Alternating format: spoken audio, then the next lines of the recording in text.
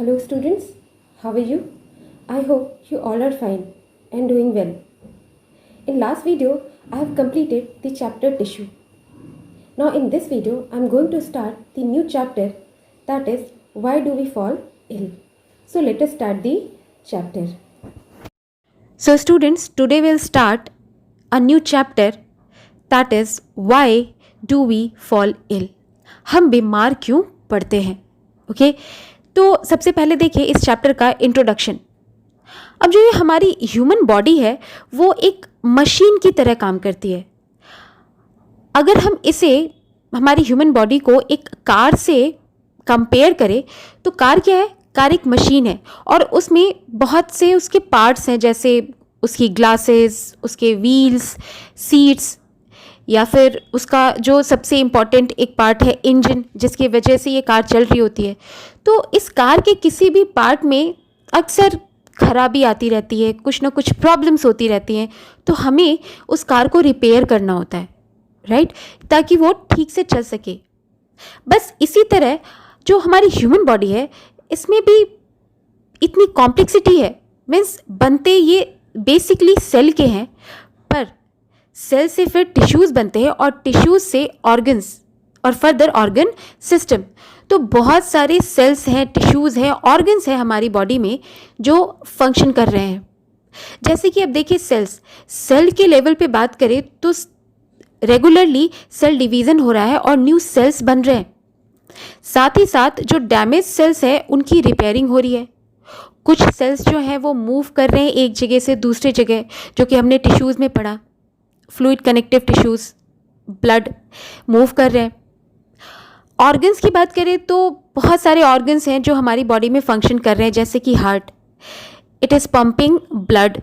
इसके अलावा लंग्स जो हमें सांस लेने में मदद कर रहा है. फिर है ब्रेन क्या करता है? हमें सोचने में मदद करता है, हमारी मेमोरी स्टोर कर रहा होता है.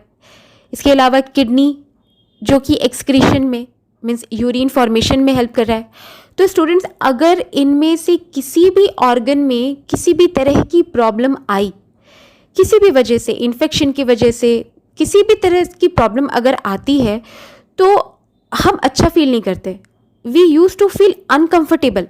तो ये जो अनकम्फर्टेबल फील करना जो है, दिस इज इलनेस. इसे हम कहते हैं बीमार होना. तो इस चैप्टर में हम देखेंगे कि एग्जैक्टली हम क्यों बीमार पड़ रहे हैं, क्या ऐसे फैक्टर्स हैं जिसकी वजह से हमारे हेल्थ पे असर पड़ सकता है, या फिर कैसे किस तरह की ट्रीटमेंट्स यूज़ होती हैं अलग अलग बीमारियों में. ओके सो अब देखिए हेल्थ क्या है, एग्जैक्टली हेल्थ क्या है. तो अगर WHO की डेफिनेशन देखी जाए तो health is defined as a state of complete physical, social, mental wellbeing. Means 3 dimensions पे हेल्थ की बात करते हैं. कंप्लीट वेलबींग जो होती है मीन्स फिजिकल लेवल पे भी, सोशल लेवल पे भी और मेंटल लेवल पे भी. फिजिकल डायमेंशन या फिजिकल लेवल की बात करें तो इसका मतलब है अगर एक हेल्दी पर्सन है then its all body parts are functioning properly. किसी भी बॉडी पार्ट में किसी भी तरह की कोई प्रॉब्लम नहीं है. मेंटल डायमेंशन की बात करें तो mental dimension means individual is leading a harmonious life with his or her environment and that person is free of tension and stress. Means किसी भी तरह की टेंशन और स्ट्रेस से बिल्कुल फ्री है वो पर्सन. तो उसकी जो मेंटल हेल्थ है वो बहुत अच्छी है. और अगर तीसरी चीज़ देखिए सोशल डायमेंशन, सोशल लेवल पे अगर बात करें तो when a person leads an active social life by maintaining living standard, work standard, या फिर जो फैमिली स्टैंडर्ड है लाइफ वो मेंटेन करके रखना, सोसाइटी से अच्छी कॉपरेशन में वो एक लाइफ जो है वो जी रहा हो, तो उसे हम कहते हैं सोशल वेलबींग. तो हेल्थ क्या है? It is exactly the physical, mental and social wellbeing which helps that person to lead a socially, economically productive life, socially और इकोनॉमिकली वो बिल्कुल सेटल डाउन है और बहुत अच्छी लाइफ जी रहा हो, तो इसे हम कहते हैं health, having good health, right. अब नेक्स्ट देखें कि क्या ऐसे फैक्टर्स हैं जो हमारी हेल्थ को डिटरमाइन करते हैं कि अच्छे होंगे या ख़राब होंगे। So factors determining our health, दो फैक्टर्स हैं, दो लेवल पे फैक्टर्स की बात करते हैं, एक तो पर्सनल लेवल पे और दूसरी कम्युनिटी। मीन्स कुछ फैक्टर्स पर्सनल लेवल पे हैं जो हमारी हेल्थ को डिटरमाइन करते हैं और दूसरी कम्युनिटी लेवल पे। तो पर्सनल लेवल पे जो फैक्टर्स हैं वो ऐसे फैक्टर्स हैं which is under our control, जो हमारे कंट्रोल में है।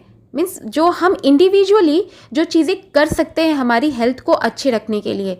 और कम्युनिटी लेवल पे जो फैक्टर्स है ये वो फैक्टर्स जो हमारे इंडिविजुअल कंट्रोल के अंदर नहीं है, यहाँ पर हम एज अ सोसाइटी काम कर रहे होते हैं।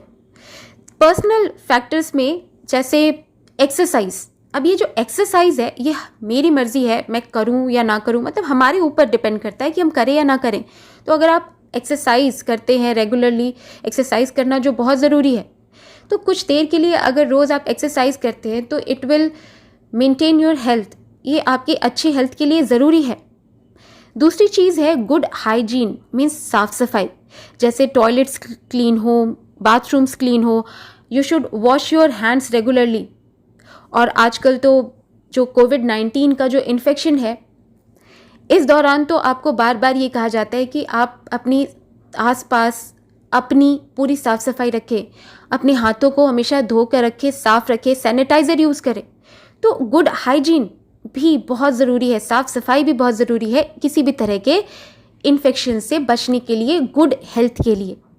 तीसरी जो पर्सनल लेवल पे बात करें तो न्यूट्रिशियस फूड, अगर हम अच्छा न्यूट्रिशियस फूड खाएंगे, बैलेंस डाइट खाएंगे, तो हमारी हेल्थ जो है क्या वो अच्छी रहेगी। अब ये जो कुछ चीज़ें हैं, एक्सरसाइज है, गुड हाइजीन है, न्यूट्रिशियस फूड लेना है, ये हमारे ऊपर डिपेंड करता है।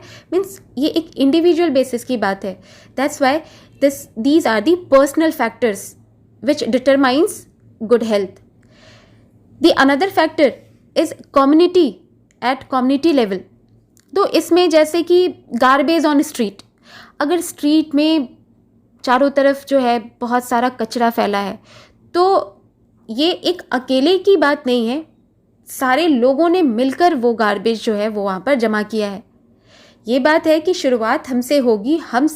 अगर हम साफ़ सफाई रखते हैं, खुद कुछ गलतियां नहीं करते, गार्बेज बाहर नहीं फेंकते, तो गार्बेज नहीं होगा। बट सिर्फ अकेले एक इंसान अगर स्ट्रीट में गार्बेज ना फेंके तो उससे कुछ नहीं होगा। ये काम सोसाइटी बेसिस पे होगी, एक सोसाइटी लेवल पे, कम्युनिटी लेवल पे।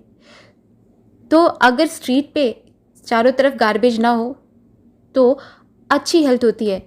आप जानते हैं अगर जहाँ भी ज़्यादा कचरा फैला होता है वहाँ पर मक्खियाँ मच्छर बहुत आते हैं, फ्लाइज है, मॉस्किटोज़ है, और वहाँ पर किसी भी तरह की डिजीज़ होना और उनका फैलना बहुत ज़्यादा आम होता है, इस आसानी से फैल सकता है।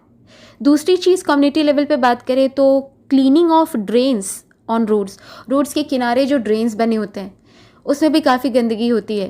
तो अगर वो साफ़ सुथरी रहे तो उसमें मॉस्किटोज़ जो है वो नहीं जो होंगे, मॉस्किटोज़ आगे उसमें ग्रो नहीं करेंगे, क्योंकि गंदगी ज़्यादा होती है तो बहुत से इंसेक्ट्स और मॉस्किटोज़ जो हैं उस ड्रेन में ग्रो कर रहे होते हैं, और ये भी एक तरह के इन्फेक्शंस की कॉज हो सकती है।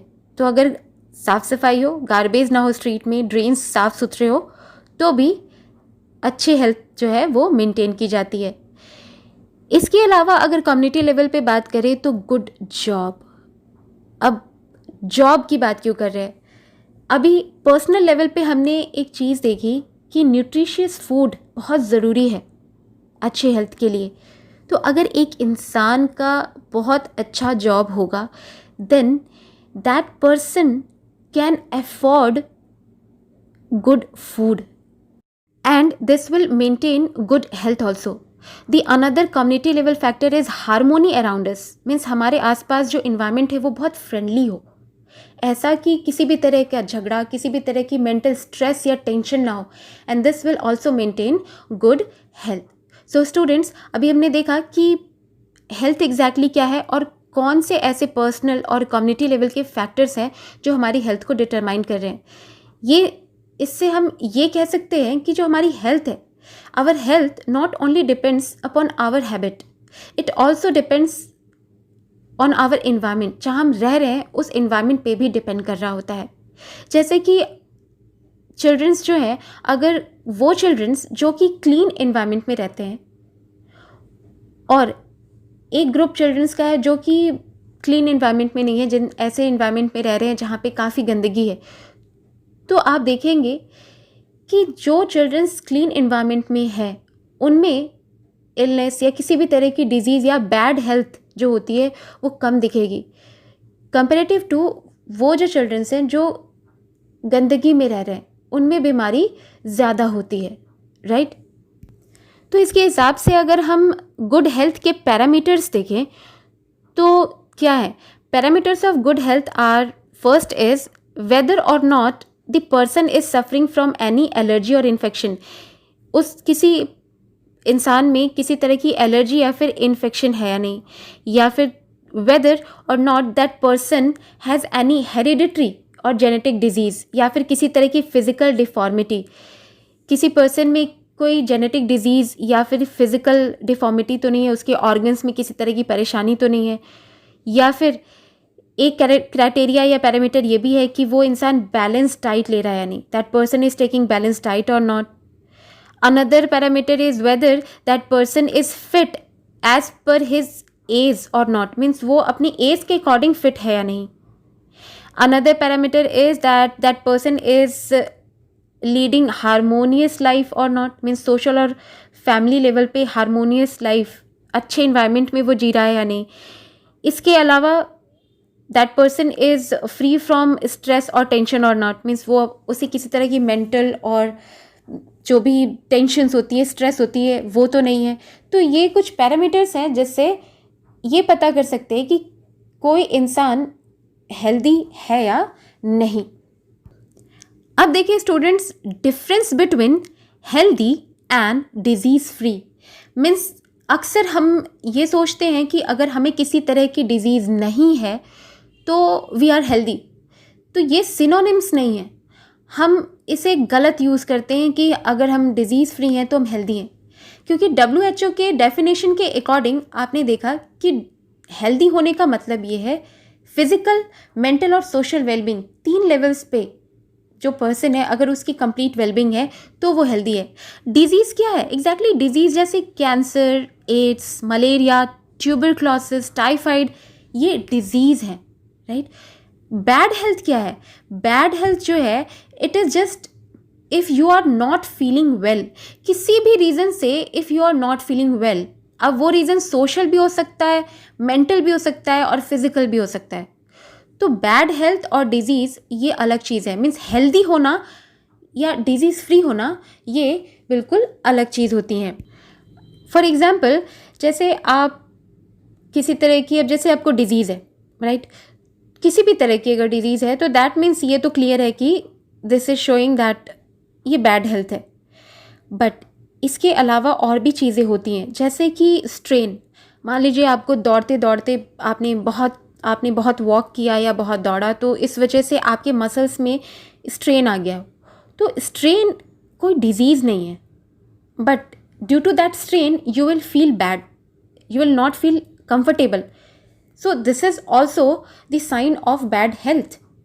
इसके अलावा अगर बात करें डिप्रेशन की, आपको डिप्रेशन हो रहा है, किसी इंसान को बहुत डिप्रेशन है, किसी वजह से बहुत दबाव में है अगर वो, तो ये एक मेंटल जो हेल्थ है उसके ख़राब होने की निशानी है, मीन्स ये भी एक साइन है बैड हेल्थ का।